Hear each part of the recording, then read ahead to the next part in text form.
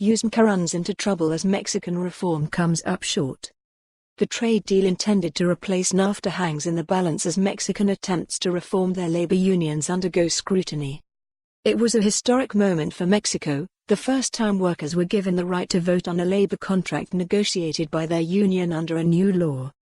The vote, held one early September afternoon at a factory owned by cement giant Cemex, was also meant to signal to Democratic Party officials in the U.S., and to the labor leaders who support them, that Mexico was making good on promises to strengthen union representation rules under the proposed new North American Free Trade Agreement.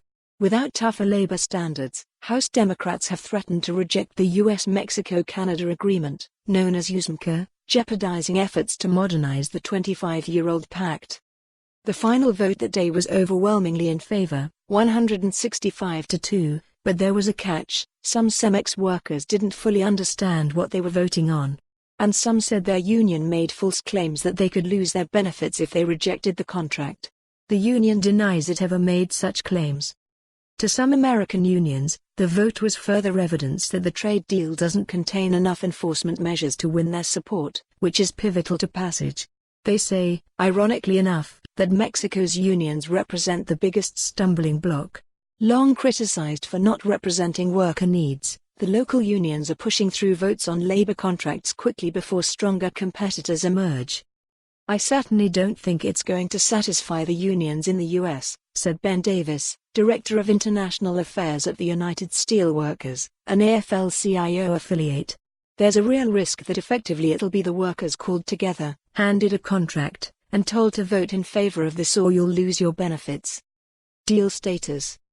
The trade deal remains in limbo in Washington. Democrats have been meeting Trump administration officials to try to reach a deal to ratify it, which Mexico's Congress has already done. House Speaker Nancy Pelosi has praised Mexico's recent labor reforms while raising concern about their implementation.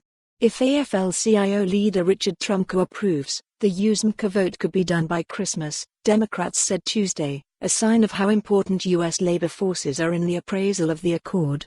But Trumka said earlier in the day that more work needs to be done. The U.S. wants the new agreement to eventually boost Mexican wages. They are on average 1/5 of those in the U.S., so fewer American companies move across the border. For more on this story, visit the news article link.